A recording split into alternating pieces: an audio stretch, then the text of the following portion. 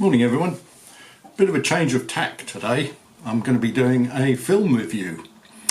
Now, any of you who have seen my blog, lanternrougeblog.com, is it .com? Yes it is, lanternrougeblog.com, will have seen a number of written film reviews, and I hope you've enjoyed them. But now I've started my YouTube channel, I thought it was about time I did a video film review.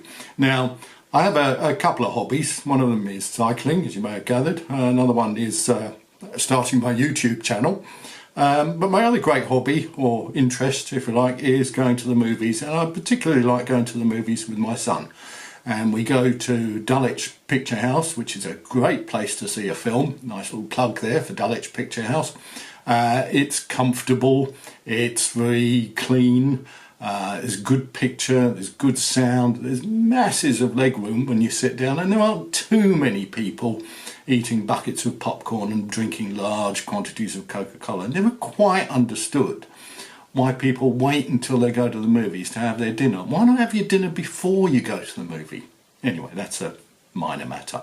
Now, we've seen some really good films at Dulwich, and we've seen some not so good films. Some of the really good films that we've seen are Isle of Dogs, which is wonderful, Blade Runner 2049, which we really enjoyed, and War for the Planet of the Apes, which I was a little bit surprised, but I thought was a brilliant film.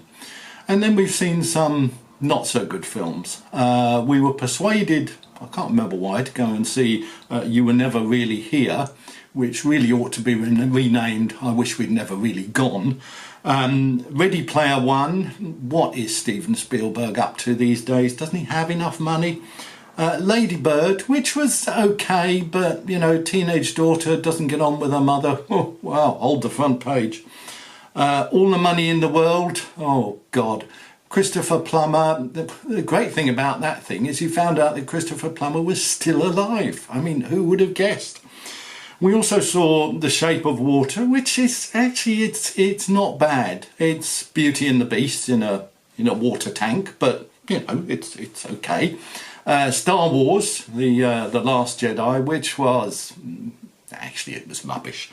And then Dunkirk, which is absolute nonsense of the first order, and made by Christopher Nolan, funnily enough, who is a great film director. But Dunkirk, sorry Chris, you missed out on it, that one, and not even Mark Rylance could save that film. Anyway, back to the review. What are we talking about? We're talking about Avengers Infinity War. Now, I've seen a number of Marvel films. I wouldn't claim to be a Marvel film expert, and Infinity War, it was alright. It was pretty enjoyable. It was well made, as they always are. You can see where the money has gone. I just have a few problems with it. First of all, the basic plot of the film, and let's face it, there aren't that many plots in the film world, and in Infinity War doesn't make any claims to be inventing a new one. So there's a baddie who wants to take over the world, or the universe in this case, as the world is no longer good enough. And then there's a bunch of good guys, they are Avengers of the title, who want to stop him or save the world. There's a couple of twists which I'll come to in a moment. Now, I used to watch World Championship Wrestling. I used to really enjoy it, and I hear that it's coming back on the telly, only British wrestling, which is maybe not quite the same thing, but anyway. And the bad guy in this, who's called Thanos, by the way, they're always named after Greek characters for some reason. Thanos is the spitting image of a wrestler by the name of Kurt Angle. Now, Kurt Angle, I think he's still wrestling. He's a big guy. Well, they all are, aren't they? Actually, I shouldn't make any references to wrestlers taking drugs because I have no evidence that Kurt Angle has ever taken drugs. So let me just leave that there. But they're big guys. They tend not to have much hair, and Kurt Angle doesn't have any hair at all.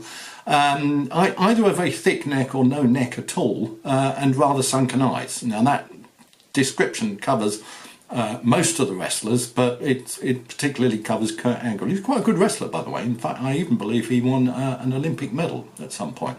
Anyway, I thought, and I even nudged my son and said, "What is Kurt Angle doing?" I know John Cena has gone into the movies. I know that what's his name, The Rock, otherwise known as Dwayne Johnson, is one of the biggest movie stars. I know that Hulk Hogan even starred in a sort of movie, but that's a slightly different kettle of fish. But I didn't know that Kurt Angle was in the movies. Anyway, it's not Kurt Angle. It's Josh Brolin, who plays Thanos, the bad guy. And Thanos is about 9 feet tall, which kind of makes one wonder how the villains or the bad guys who want to take over the universe in these films tend to be big guys, don't they? Whereas in real life, people who want to take over the world or the universe tend to be little guys. There could be a film there. Anyway, so Thanos wants to take over the universe and in fact has taken over most of the universe.